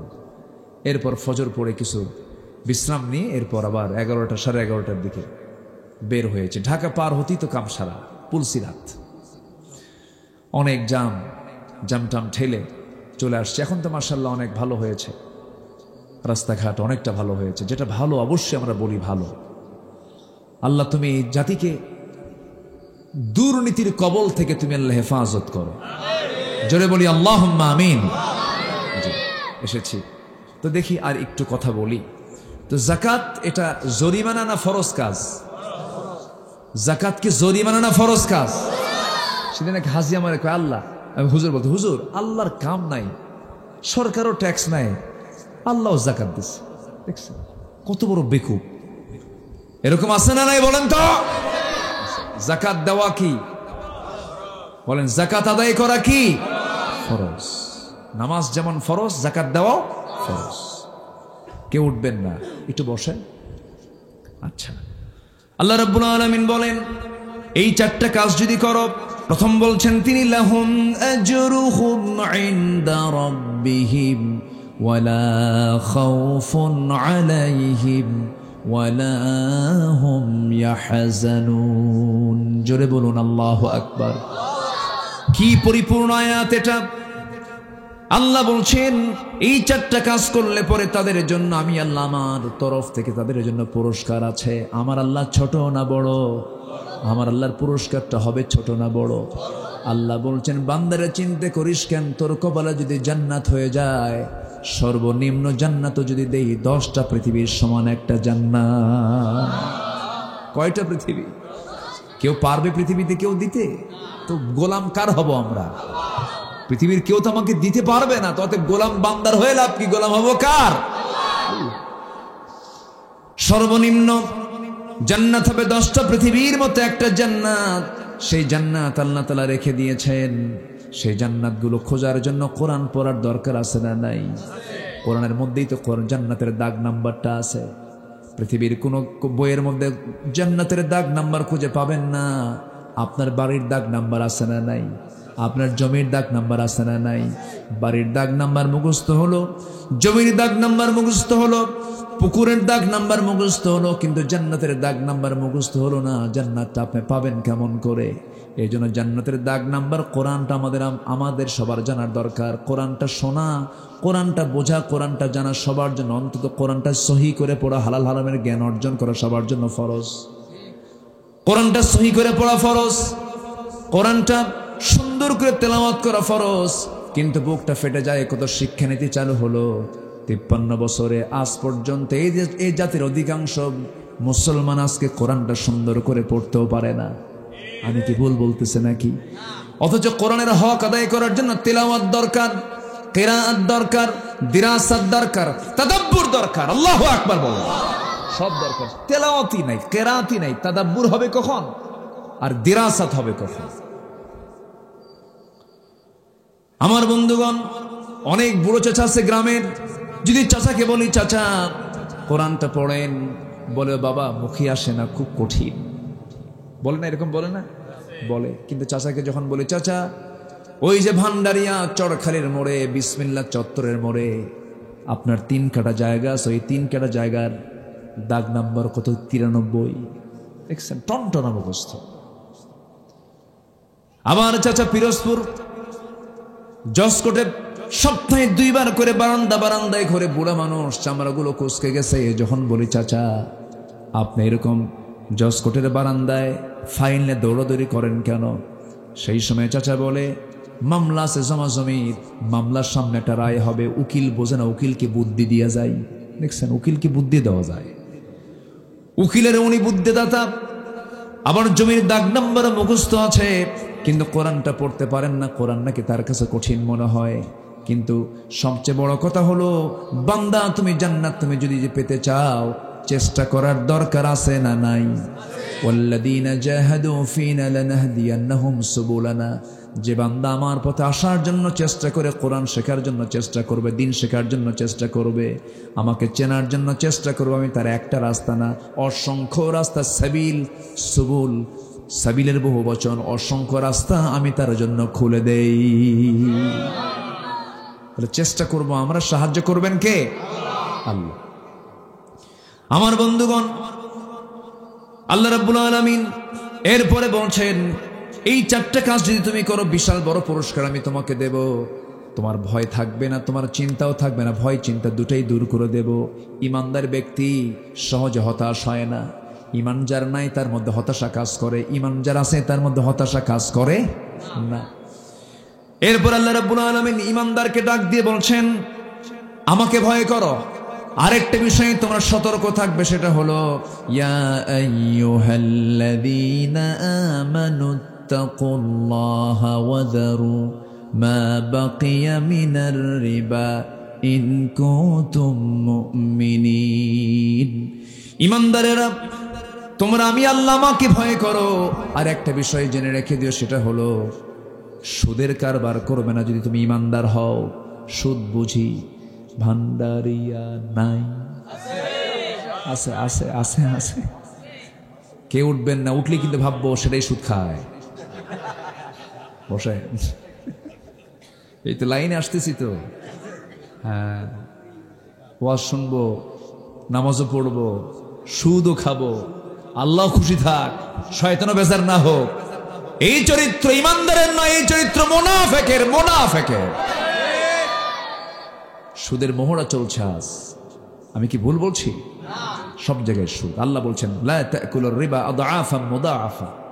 আবার এখানে বলছে কি ওয়াযারু মা বাকিয়া মিনার রিবা। কতবার বলেছেন এগুলো? কতবার? একাধিকবার বলেছেন। ইন কুনতুম মুমিনিন, ইমানদার যদি হও সুদ খায়ও না। তাহলে ইমানদার কি সুদ খেতে পারে? আমার বন্ধুগণ, আজকে সুদের মোহরা চলছে, চতুর্দিকে সুদ সুদ। এত দোয়া যায় কোথায়? দোয়া করি আমরা, দোয়াগুলো কবুল হয় না কেন? কেন কবুল হয় না? এখানে আমরা কেউ বুকে হাত দিয়ে কেউ বলতে পারবো না, প্রত্যক্ষ পরোক্ষ ভাবে সবাই কিন্তু সুদের সঙ্গে জড়িত। এদেশে রাষ্ট্রায়ত্ত ব্যাংক হলো সুদ, সুদ ভিত্তিক অর্থনীতি। এই জাতীয়, এই সামষ্টিক অপরাধ, এই জাতীয় অপরাধগুলোকে বন্ধ করার জন্য অবশ্যই যাকাত ভিত্তিক অর্থনীতি চালু করার জন্য আমাদের সংঘবদ্ধ চেষ্টা করার দরকার আছে না নাই? আসতে বলবেন না, আছে না নাই? এই জন্য 1000 বছর ধরে ওয়াজ করবেন, সুদ বন্ধ হবে না। একবার শুধু পার্লামেন্ট আইন করে বলবে আজকে থেকে সুদ বন্ধ, সব বন্ধ হয়ে যাবে। আল্লাহ রাব্বুল আলামিন বান্দাকে সুদের ব্যাপারে ভয়ঙ্কর কথা বলেছেন। এই জায়গায় ভয়ঙ্কর একটা আয়াতের পরে দিচ্ছেন। সময় যেহেতু কম, আমি শর্ট করে আমি শেষের দিকে আস্তে আস্তে চলে যাচ্ছি। আমার বন্ধুগণ, তাহলে আমরা আজকে শিখে নিচ্ছি এই 4টা হুকুম আমরা আমল করব। সাথে আমরা আরেকটা বিষয় শুনলাম, সেটা হচ্ছে আমরা ভয় করব কাকে? আজ থেকে বলবেন না ভয় করব কাকে? আল্লাহকে। সাথে আরেকটা হুকুম আমরা আজকে শুনতে পেলাম, সুদের ধারে পাশে আমরা যাব না। সুদের সর্বনিম্ন গুনাহ, অনেকগুলো গুনাহ আছে, এই সর্বনিম্ন গুনাহ হলো নিজের মার সঙ্গে জেনা করা। জোরে বলি নাউজুবিল্লাহ। আমার বন্ধুগণ, সুদ আছে যেখানে, শোষণ আছে, জুলুম আছে সেখানে। সুদের ফলাফল হলো ধনী শুধু ধনী হবে, গরিবরা শুধু গরিবই হবে।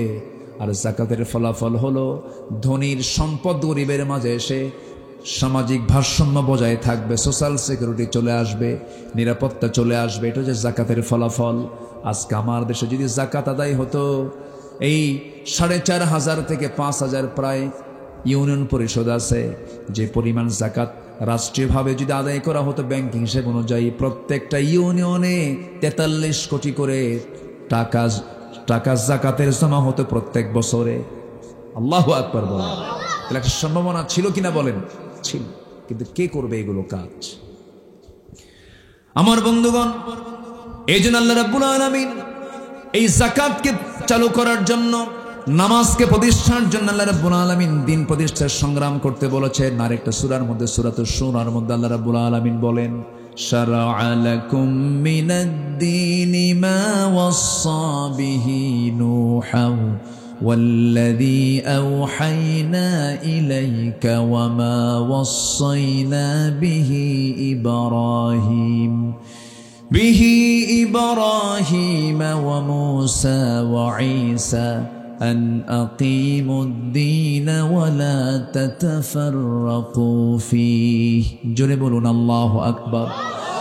আল্লাহ রাব্বুল আলামিন দিন কায়েমের সংগ্রামকে ফরজ করে দিয়েছেন। এই দিন কায়েমের সংগ্রাম করতে গিয়ে রাসূলকে মক্কা থেকে মদিনায় আসতে হয়েছে, ঘর ছাড়তে হয়েছে, বাড়ি ছাড়তে হয়েছে। আমার নবীজি উহুদের ময়দানে গিয়েছেন দিন কায়েমের জন্য, রক্ত তার শরীর থেকে ঝরেছে, সামনের 2টা দাঁত তারা ভেঙ্গে চুরমার করে দিয়েছে উহুদ যুদ্ধের ময়দানে। আমার নবীজির 2 দাঁত ভেঙ্গে গেছে, কপালের মধ্যে লোহা বিদ্ধ হয়েছে, গালের মধ্যে শিরস্থানের লোহা ঢুকেছে। আমার রাসূলকে টার্গেট করে ফেলেছে কাফের মুশরিকরা। দিন নিভিয়ে দিতে হলে মুহাম্মদকে শেষ করতে হবে। রাসূলকে তারা টার্গেট করেছে, দূর থেকে পাথর মারা শুরু করে দিয়েছে, তীর মারা শুরু করে দিয়েছে। এক পর্যায়ে পাথরটা যখন মারা হলো, কাছাকাছি এসে দাঁতে এসে লাগলো, সামনের 2টা দাঁত ভেঙ্গে পড়ে গেল। আরেকটা আঘাত আসলো, মাথায় ছিল সেদিন পাগড়ি নয়, টুপি নয়, লোহার হেলমেট ছিল। লোহার হেলমেটের চিকন লোহা পাথরের আঘাত লাগার সঙ্গে সঙ্গে কপালের মধ্যে লোহা যখন ঢুকে গেল, কপালের শক্ত হাড়ের মধ্যে যখন ঢুকে গেছে, আমার নবীজি মাথা চক্কর মেরে 3টা ইনজুরি একই মুখের ভিতরে, মুখ থুবড়ে জমিনে পড়ে গেলেন। নবীর পাশে সেই সময় কেউ নাই। কাফের মুশরিকরা চিৎকার মেরে বলছে, কুতিলা মুহাম্মদ, কুতিলা মুহাম্মদ। আমার নবীর পাশে তখন কেউ ছিল না। চতুর্দিকে মদিনা আকাশ বাতাস, চতুর্দিকে সংবাদ ছড়িয়ে দিয়েছে ইহুদিরা, চতুর্দিকে সংবাদ ছড়িয়ে দিয়েছে কুরাইশরা, রাসূল মারা গেছেন, রাসূল মারা গেছেন। এমন সময় মদিনার একজন পাগলি সাহাবী, মহিলা সাহাবী ঘর থেকে বের হলেন। একজন সাহাবীর সঙ্গে দেখা হলো, বলছে তুমি কান্দো কেন, কোথায় যাও? সঙ্গে সঙ্গে বলতেছে, শুনলাম নাকি রাসূল ইন্তেকাল করেছেন। সঙ্গে সঙ্গে সেই সাহাবী বলছেন, তুমি কি জানো তোমার কলিজার টুকরা নয়নের দুলাল, তোমার একমাত্র সন্তান শাহাদত বরণ করেছে। সঙ্গে সঙ্গে মহিলা বলছেন, আমার সন্তান শহীদ হয়েছে, এটা আমার বড় কোনো দুঃখের সংবাদ নয়, একটাবার জানিয়ে দাও আমার প্রাণের রাসূল বেঁচে আছেন কিনা। একটাবার বাঁচিয়ে আমাকে সংবাদ জানিয়ে দাও। কিছুক্ষণ পর স্বামীর মৃত্যুর সংবাদ আসলো, বড় ভাইয়ের মৃত্যুর সংবাদ আসলো। তিনি বললেন, কোন সংবাদ আমাকে সন্তুষ্ট করতে পারবে না, দুনিয়ার সব দুনিয়া থেকে বিদায় হয়ে যা, কোনো দুঃখ নাই, একটাবার বলে দাও আমার প্রাণের রাসূল প্রাণে বেঁচে আছেন কিনা। আমার নবীজি রক্তাক্ত অবস্থায় পড়ে আছেন। কে না জানেন ইতিহাসগুলো। হানজালা যখন শুনতে পেয়েছেন, ইয়াং মানুষ, নতুন বিয়ে করেছেন, যুদ্ধে যেতে পারেন নাই, সঙ্গে সঙ্গে বলছেন, বউরে তরবারি হাতে তুলে দাও, যুদ্ধে চলে যাচ্ছি আমি শহীদ হতে চাই। রাসূল যেহেতু দুনিয়াতে নাই, যুদ্ধে ঝাঁপিয়ে পড়েছেন, যুদ্ধে অংশগ্রহণ করেছেন, তিনি শাহাদত বরণ করেছেন। আমার নবীজি হাইয়ান মাজরুহান, জখম অবস্থায় তিনি থাকলেন, আহত থাকলেন, রসুল মারা যান নাই। আমার নবীজিকে আহত করে ফেলেছে, নবীজির দাঁত দুইটা ভেঙে ফেলে দিয়েছে। সারা জীবন দাঁত হারা রসুল ছিলেন, সামনের দুটা দাঁত না থেকে তিনি কথা বলেছেন। নবীজির যদি দিন কায়েমের জন্য নবীজির দেহ থেকে দাঁত যদি ভেঙে ফেলা হয়, নবীজি খন্দকের প্রান্তরে কোদাল মারতে মারতে কোমর তার হেরে গেছে, কোমরটা কুজো হয়ে গেছে। আম্মা জান আয়েশা বলেন, নবীজির শেষ সময় পর্যন্ত আমার নবীজি কোমরটা কুজো করে বাঁকা করে হেঁটেছেন। কোদাল মেরে মেরে তার কোমর চলে গেছে খন্দকি। উহুদের ময়দানে দান্দান মোবারক শহীদ হয়ে গেছে। নবীজির দেহ থেকে প্রচুর রক্তক্ষরণ হয়েছে। দিন কায়েমের সংগ্রাম করতে গিয়ে যদি নবীর দেহ থেকে রক্ত ঝরাতে হয়, সেই দিন কায়েমের জন্য আমাদের দেহ থেকে রক্ত ঝরানোর চিন্তা মাথায় আনার দরকার আছে না নাই? আছে না নাই? আমার নবীজি আন আকিমুদ্দিন, দিন কায়েমের সংগ্রাম করতে গিয়ে নিজেও রক্তাক্ত হলেন। উহুদের প্রান্তরে দেখতে পেলেন একটা দুইটা সাহাবীর লাশ নয়, ৭০ জন সাহাবীর লাশ। রসুল খুঁজে পাচ্ছেন না একজন সাহাবীর লাশ, সেটা হচ্ছে হানজালা। রসুল বলছেন, কি রে? তার স্ত্রী আমাকে বলতেছে, সাহাবীরা আমার হানজালার লাশটা কোথায়? জিব্রাইল বলছেন, ইয়া রাসূলুল্লাহ, হানজালার লাশটা আপনার চিন্তার কোনো কারণ নাই। হানজালার ফরজ গোসলটা সম্পূর্ণ হয় না, এই জন্য আল্লাহ তাআলা জান্নাতের পানির বাজিত পাশ করে দিয়েছেন। জান্নাতের পানির গোসল, জান্নাতের পানি দিয়ে গোসল করায় দিয়েছেন। নবীজি শহীদের ঈদগাহে তিনি দাঁড়ায় আছেন, ৭০ জন সাহাবীর লাশ সামনে। আমার নবীজি বললেন, আমার চাচা আমির হামজার লাশটা কোথায়? রসুল সামনে গেলেন, গিয়ে দেখেন আপন চাচা আমির হামজার কানটা নাই, তুলে নিয়েছে, কেটে নিয়েছে। দুটা চোখ নাই, দুটা চোখ তুলে নিয়েছে। নাকটা কেটে নিয়েছে, হাত দুইটা কেটে নিয়েছে, পা দুটা কেটে নিয়েছে। তাই শুধু নয়, বুকটা চিড়ে কলেজাও বের করে নিয়েছে। আমার নবীজি বললেন, সাহাবীরা, আমার চাচা আমির হামজার লাশের সাথে আমার আর একজন শহীদ সাহাবী আব্দুল্লাহ বিন জাহাসের লাশটা একসঙ্গে এক কবরে দিয়ে দাও। ওদের দুইজনের কবর দুটো দিও না, এক কবরে দুজনকে সমাহিত করে দাও। কারণ আমি দেখতে পাচ্ছি আব্দুল্লাহ বিন জাহাসের চোখও নাই, কান নাই, নাক নাই।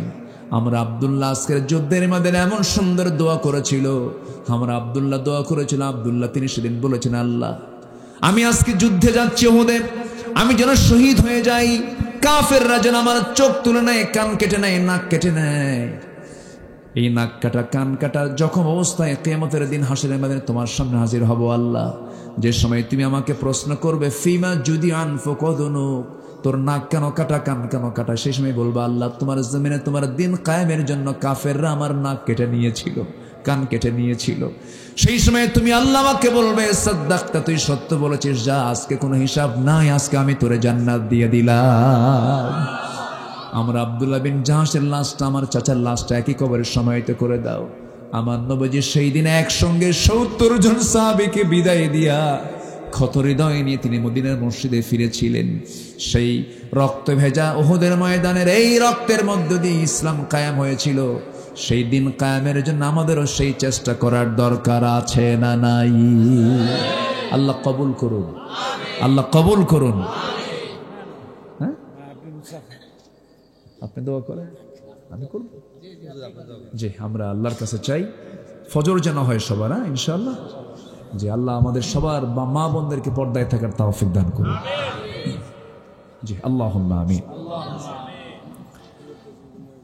রব্বানা যালামনা আনফুসানা ওয়া ইল্লাম তাগফির লানা ওয়া তারহামনা লানাকুনান্না মিনাল খাসিরিন। لا تزغ قلوبنا بعد إذ هديتنا وهب لنا من لدنك رحمة إنك أنت الوهاب। গভীর রাত, নিঝুম রাত, ঝিমানো রাত্রিতে হাজারো মুসলমান নরনারী নিয়ে তোমার কালামের 3টা আয়াতকে সামনে রেখে তোমার কিছু হুকুম নিয়ে আলোচনা করেছি, তোমার নির্দেশনা নিয়ে কিছু কথা বলেছি, ঈমান শিরকের উপরে কিছু কথা বলেছি, জীবন প্রণালী কেমন করে সাজাতে হবে এই বিষয়ে কিছু দিক নির্দেশনা দেওয়ার ক্ষুদ্র চেষ্টা করেছি। আল্লাহ মেহেরবানি করে শেষান্তে তোমার দরবারে দুটো হাত পেতে আছি, তোমার দরবারে প্রার্থনা করছি, বান্দা মনে করে গুনার দিকে নজর না দিয়ে তামাম জীবনের সমস্ত গুনাহগুলোকে মাফ করে দাও। জনম দুঃখিনী মা, জনম দুঃখী বাপজান যারা চলে গেলেন, জিন্দেগির গুনাহগুলো মাফ করে দাও, কবরগুলোকে জান্নাতের টুকরা বানায় দাও। অনেক আলোচনা শেষ করে বাড়ি ফিরে যাব, বাড়িতে ফিরে গিয়ে সব দেখবো কিন্তু মাকে পাবো না রে। যে মার দিকে তাকায় থাকলে পরেও বরকত পাওয়া যায়, সগীরা গুনাহ মাফ হয়ে যায়, সেই বরকতি চেহারা থেকে বঞ্চিত অনেক সন্তান। ওই বাপ মা যারা চলে গেল, ও আল্লাহ তোমার দরবারে ফরিয়াদ করি, কবরগুলোকে তুমি আল্লাহ জান্নাতের টুকরা বানায়া দাও। আব্বা আম্মাকে নিজের হাতে দাফন করেছেন, নিজের পিঠে বহন করে কবর নিয়ে গেছেন, এমন সন্তান এখানে আছেন। মেহেরবানি করে তোমার কাছে ফরিয়াদ করি, কবরগুলোকে তুমি আল্লাহ জান্নাতের বাগিচা বানায়া দাও। সবাই দিল থেকে একটু আওয়াজ দিয়ে আমার সঙ্গে ঠোঁট মিলিয়ে মিলে আওয়াজ দিয়ে সবাই আব্বা আম্মার জন্য দোয়া বলুন। আল্লাহ সেখানে দোয়া, রব্বির রহমহুমা কামা রব্বায়ানি সগীরা, রব্বির রহমহুমা কামা রব্বায়ানি সগীরা। বিশেষ করে মাহফিলের আয়োজন যারা করলেন, শোনার জন্য যারা আসলেন, বিনিময়ে কিয়ামতের কঠিন ময়দান যেদিন কেউ কাউকে চিনবে না, এমনকি মা সন্তানকে পর্যন্ত স্বীকার করে বসবে, যেদিন মানুষ কাঁদতে কাঁদতে চোখের পানিগুলো ফুরে যাবে, চোখ থেকে রক্ত বের হওয়া শুরু হয়ে যাবে, সেই কঠিন মুসিবতের দিনে মাহফিল সবার জন্য নাজাতের মাধ্যম বানায় দিও আল্লাহ। ও আল্লাহ, যুব সমাজকে তুমি আল্লাহ কবুল করো, অনেক কষ্ট তারা করেছেন, সবার নাম তো আমার জানা নাই, সব যুবকদেরকে তুমি আল্লাহ খালিদ বিন ওলীদের সঙ্গে তুমি আল্লাহ কবুল আর মঞ্জুর করে নাও। এই যেখানে কত ব্যবসায়ী ব্যবসা করেন, ব্যবসায়ী বরকত দিয়ে দাও, পরিবারে বরকত দিয়ে দাও। এই ব্যবসায়ী লোকজন তারাও এই মাহফিল এখানে বাস্তবায়নে সহযোগিতা করেছেন, তাদের সহযোগিতাকে তুমি আল্লাহ দয়া করো কবুল আর মঞ্জুর করে নাও। প্রিন্সিপাল মহোদয়কে কবুল করো, আমার ডানে বামে সামনে পেছনে সবাইকে তুমি আল্লাহ দয়া করো কবুল আর মঞ্জুর করে নাও। দুনিয়া থেকে কোন দিন বিদায় নেব জানি না, ডান হাতে আমলনামা না আসা পর্যন্ত কবরে নিও না। কোন দিন দুনিয়া থেকে বিদায় নেব জানি না রে আল্লাহ। মূর্তি যখন হবে তুমি আল্লাহ শহীদ মত কপালে জুটায়া দাও, মূর্তি যখন হবে তুমি আল্লাহ শহীদ মত কপালে জুটায়া দাও। আল্লাহ তোমার দরবারে প্রার্থনা করে পাখিটা খাঁচা থেকে মুক্ত হয়ে কবরবাসী হয়ে গেছে, ওই কোরআনের পাখি যার সুরটা গোটা পৃথিবীময় ব্যপ্ত ছিল রে আল্লাহ। ও আল্লাহ, এই পিরোজপুরের সন্তান, আশপাশেই তার ঘর বাড়ি ছিল। আল্লাহ আমরা সবাই মিলে তার জন্য দোয়া করি, কবরটাকে তুমি আল্লাহ জান্নাতের টুকরা বানাইয়া দাও, তুমি তার কবরটাকে জান্নাতের বাগান বানাইয়া দাও। ও আল্লাহ, তোমার দরবারে ফরিয়াদ করি, দুনিয়া তো চলেই যাবে রে, ওয়ামাল হায়াতুদ দুনিয়া ইল্লা মাতাউল গুরুর। আল্লাহ আল্লাহ, তার চেতনা, তার আশা, তার স্বপ্ন একটাই ছিল, জমিনে আল্লাহর আইন প্রতিষ্ঠা হওয়া, কোরআনের রাজ কায়েম হওয়া। এমন দৃশ্য তুমি আল্লাহ আমাদের সবাইকে দেখার তৌফিক তুমি আল্লাহ দিয়া দাও। দুনিয়া থেকে কোন দিন বিদায় নেব জানি না, ডান হাতে আমলনামা না আসা পর্যন্ত কবরে নিও না। কোন দিন মরে যাব জানি না, মূর্তি যখন হবে আল্লাহ শ্রেষ্ঠ মত শহীদ মত কপালে জুটায় দিও। আশপাশে কত মাইয়াত শুয়ে আছেন, কবরবাসী কবরস্থানে শুয়ে আছেন তারা, মেহেরবানি করে আযাব মাফ করো, কবরগুলোকে জান্নাতের বাগান বানাইয়া দাও। এই দুনিয়াতে আসার তো সিরিয়াল ছিল, যাওয়ার তো কোনো সিরিয়াল থাকে না রে।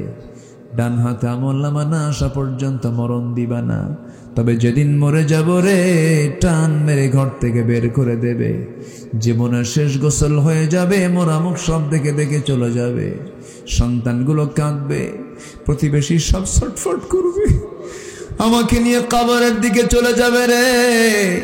কবরের শোয়া দেবে, বাঁশ চাপা দেবে, মাটি চাপা দেবে, ওই যে বিদায় দেবে, আর কোনোদিন কেউ খোঁজ নিতে যাবে না। 24 ঘন্টা যাবে না, মাথার চুলগুলো খসে খসে পড়বে, 3 দিন যাবে না, চামড়াগুলো গলে গলে পোকার পেটের খাবার হয়ে যাবে রে। যেই পোকাকে দেখে ভয় পেতাম সেই পোকার দেখে আমার দেহ চলে যাবে, সেই পোকার নিয়ন্ত্রণ আমার দেহটা চলে যাবে রে। মাত্র 3 দিন লাগবে না, চামড়া গলে গলে যাবে। 7 দিন লাগবে না, পেটের নাড়ি ভরি সব চোখ মুখ কান নাক দিয়ে বের হয়ে কি ভূত কি মাকার চেহারা হয়ে যাবে। এই তো আমার জীবন। 3 মাস পর যদি কবর খনন করা হয়, কয়েকটা হাড় ছাড়ার কোনো কিছুর অস্তিত্ব থাকবে না রে। এই তো আমার দুনিয়ার জীবন। বুঝতে পেরেছি আল্লাহ তুমি ছাড়া কোনো বন্ধু আমার নাই রে। সে অন্তিম সময় যখন চলে আসবে, জামানে জারি করে দিও লা ইলাহা ইল্লাল্লাহু মুহাম্মাদুর রাসূলুল্লাহ।